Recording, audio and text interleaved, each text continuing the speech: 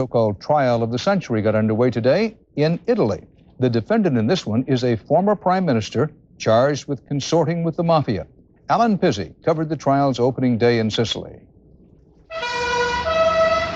In the fortress courtroom known as the Bunker, judges who risk their lives to try mafia dons today faced Italy's most famous political boss. Giulio Andreotti is accused of being a mafia accomplice during the 7 terms he served as prime minister, of protecting drug traffickers and murderers in exchange for political backing. Andreotti's career has been highlighted by mystery and violence. A colleague who committed suicide, others kidnapped, some murdered. Bombings blamed on the Italian Secret Service, anti-mafia judges blown to bits in their cars. Andreotti denies all charges, and he isn't without public support in the trial that Italians claim will make the O.J. Simpson case look minor league. You know, this country loves funerals and trials. We love that. It's going to be theater, great theater in the best Italian tradition. And in the best Sicilian tradition, the chief prosecution witnesses are mafia thugs turned informer, men whose families have been gunned down because they broke the mafia code of silence. Andreotti may well claim he had the West's backing to associate with the mafia for the greater good, to fight Italian communists during the Cold War. According to Professor Ferrarotti, here's how Andreotti's argument goes. Now, I was courageous, crafty, daring enough, almost heroic, to associate with them for the salvation of everybody.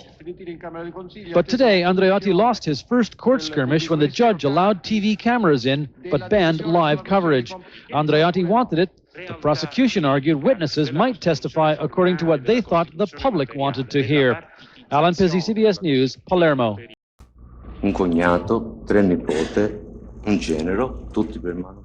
I'm a member of the Mafia, or Cosa Nostra in Sicily. Tommaso Buscetta hid from cameras behind a screen open only to senators and staff. The highest-ranking Mafia member ever to testify before Congress is afraid because he'll never forget what happened the other time he was suspected of being a traitor. My brother, my 2 sons, and my 3 nephews all were violently and needlessly killed. My son-in-law was gunned down in front of my daughter on Christmas Eve. But Buscetta, known within the mob as a man of honor, says he no longer feels bound by his code of silence because he says the mafia has been changed forever by drugs. Along with the drugs had come more money, more greed, more violence, and less honor. In the period 1981 to 1983, there were over 400 mafia killings in Palermo.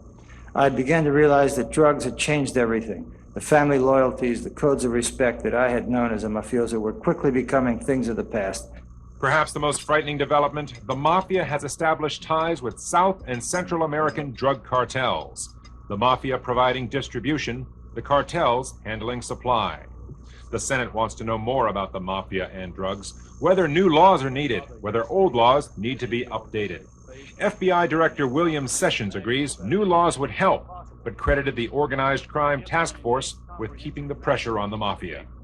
It is possible to remove the La Cosa Nostra as a significant threat to American society. As we progress towards that Judge important... Sessions, yes, let me sir. just make a clarification there. You're saying you think it is possible using all of these tools. You're not saying we're there now. I'm not saying we're there now, Senator, but... Sessions says the Organized Crime Task Force needs at least 25% more agents in 1990. He may have a sympathetic ear on Capitol Hill after the dramatic testimony today and after other high-ranking mafia officials testify on Friday. In Washington, I'm Steve Gasquet, Channel 2 Action News. 5 Teamsters Union officers are behind bars tonight, charged with racketeering and extortion in connection with the mob. The men were arrested and indicted today, accused of extorting money from construction officials and threatening physical and financial harm. The FBI is calling the suspects economic terrorists. 2 of the defendants are alleged associates of the reputed Gambino crime family. Well, they finally picked a jury for the Danny Greene murder trial. The 8 men and 4 women were immediately placed under guard and will remain sequestered for the duration of the trial, expected to last more than 2 months. And in a related development, Geraldine Rabinowitz, the former FBI file clerk, and her husband Jeffrey, accused of selling FBI secrets to Greene case defendants. They pled guilty to bribery charges today. They're in jail tonight, unable to post bond money. You can now call him Vinny the Clean-Shaven Chin. Responding to a judge's order, reputed mob boss Vincent Gigante left for court looking more presentable today. At Gigante's murder and racketeering trial, an FBI agent testified Gigante functions normally without feigning mental illness when he's caught off guard.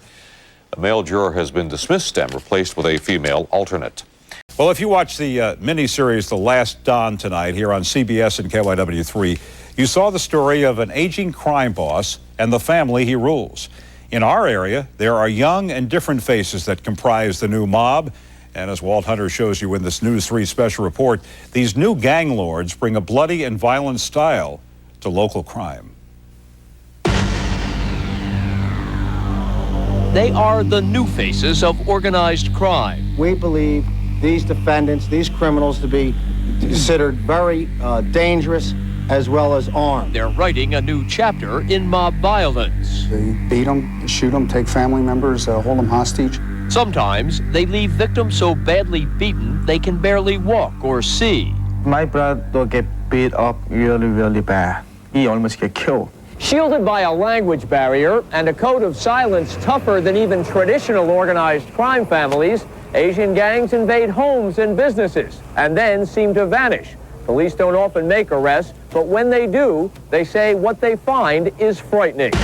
The family, which lives in this Chester County home, knows firsthand. Early on July 31st, 1995, a restaurant owner, his wife, and 2 children were terrorized by suspect Zin Hai Go and 2 accomplices. They used this huge knife and a variety of guns. The victim asked we obscure his identity. He keep asking me, you call the police? You call the police, I kill your family. Kill your whole family here.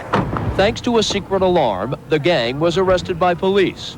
Chester County prosecutor Pat Carmody says these gangs are brazen and ruthless. If any of these people, Mr. Wong's family, was to look at these men, they would slap them on the head, tell them to keep their heads down, not to look at them, or they'd kill them.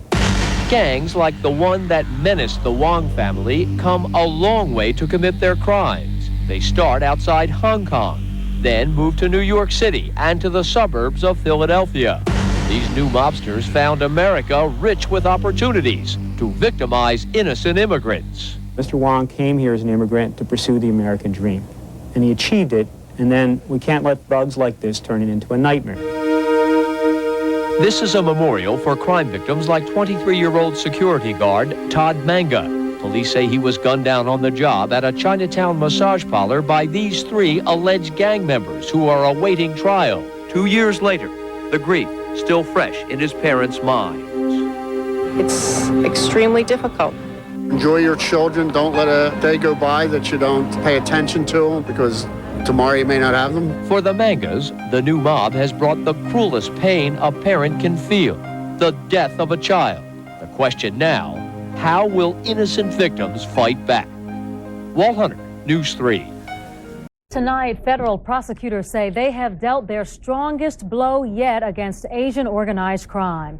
A 3-year investigation by federal, state, and local authorities culminated today with the announcement of grand jury indictments. News Center 4's Vic Lee has the story. The 48-count indictment named 19 alleged leaders and underlings of Asian organized crime families, their tentacles stretching from Hong Kong to the Bay Area to Boston. The government's biggest catch, this man, Peter Chong, who once appeared at a congressional crime hearing. I take the Fifth Amendment privilege.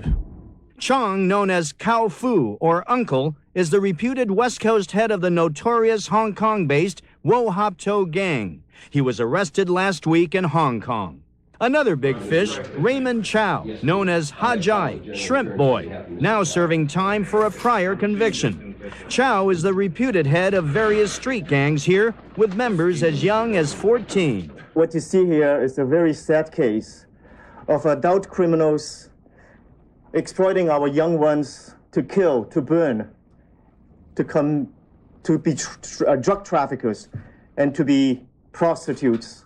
Peter Chong, Raymond Chow, and alleged Boston gang leader Wayne Kwong are charged with setting up what the government calls a criminal alliance. Its activities? The lucrative smuggling of China white heroin and cocaine, armed robberies and murder for hire, firearms trafficking, loan sharking, prostitution, and even arson. This fire set in San Francisco by gang members in the Richmond district. This is the first time the government used RICO, the organized crime law, to fight Asian gangs on the West Coast. The same pattern of success that you witnessed against La Cosa Nostra, the mob back east, is now beginning to be replicated, at least here on the West Coast. The indictments, the government said, were obtained because of the cooperation of the Chinese American community. Cooperation from people who stepped forward to give information, despite the old Chinese adage that for a man to take revenge even 10 years later is not too late. Vic Lee, News Center 4. Most of the 19 people indicted have been arrested, 6 of them just late last week during an FBI sweep right here in the Bay Area. Police officers call him a feared gang leader, but Governor Cuomo knows him as a respected member of his Commission on Asian Affairs. Well, last night, John Miller told us about a huge crackdown on a deadly gang in Chinatown. Well, tonight, John reports one of the reputed gang leaders was also a highly regarded community leader. This is Paul Lai. He was appointed to Governor Mario Cuomo's Governor's Asian American Advisory Committee, a group of reputable businessmen who advise the governor on issues of concern to New York's Asian American community. Yesterday, Lai was named with these men in a sweeping federal racketeering indictment that charged that he and 14 others allegedly arranged murders, arsons, kidnappings, and oversaw a street gang that carried out extortion of small businesses. Lai was a leader of the Sun Jing Association, a Tong, or Chinese Community Association, one of the locations raided yesterday by New York police, the ATF, DEA, and Nassau County Police. Lai allegedly worked with Clifford Wong, a boss in the Tong'an Association. Federal authorities charged the two would order shootings of any other gang that moved in on their territory or encroached on their respect. On one occasion, for example, Wong and Lai ordered May to have gang soldiers murder members of the rival Ghost Shadows gang after the Ghost Shadows encroached on Tong'an gang territory, causing Wong and Lai to lose face in Chinatown. Today, Lai was at a bail hearing in Albany, where he's a well-known and politically connected restaurateur. But how did the governor's office not know of his other alleged connections to gambling and to gangs that dealt in drugs and murder? Police say in Chinatown it was no secret, but the governor's office said, as an appointee to a committee, they only knew good things about the man, and that he was charged, but not convicted. John Miller, News 4, New York. Now to our look at the explosion of illegal drugs in America. Whatever happened to the high-profile war on drugs? Whatever happened to the effort to seal the borders and stop the flow of illegal drugs into this country? You won't like the answer. From Washington tonight, here's NBC's Pete Williams. The most spectacular drug raid ever, the shootout with Pablo Escobar, Colombia's ruthless drug lord. But his death a year ago didn't even dent the cocaine trade.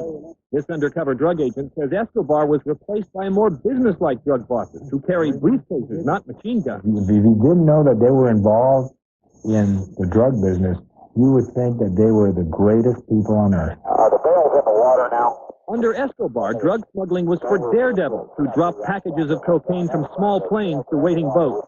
But the new drug lords, the Cali Cartel, fly cocaine into Mexico by the ton in big cargo jets like this one seized 3 months ago, disguised as a Mexican commercial airliner. The drugs are then trucked across the border to major U.S. cities. And NBC News has learned that the Cali Cartel is even building its own fleet of submarines, like this one seized off the coast of Colombia. They're designed to carry cocaine from Colombia to Puerto Rico. Once there, drugs can come into the U.S. with no customs check. The drug trafficking out of Colombia is probably the most sophisticated, organized criminal enterprise that I think the United States has ever seen. The flood of drugs has surrounded young people who say drugs of all kinds are now easily available. And marijuana, grown inside the U.S., is again plentiful, making a comeback among students. Even as drugs pour in, federal prosecutors tell NBC News they're being pulled off the drug beat to investigate everything from Medicaid fraud to finding deadbeat dads. Many of them agree with the former Republican drug czar that there's a lack of leadership in the White House. There is real neglect on the part of this administration in this effort. I'm afraid there's more interest in the baseball cartel than the Cali cartel. Drug agents in the field say the impression they get from Washington is don't knock yourself out pursuing big, expensive drug cases. Pete Williams, NBC News, Washington.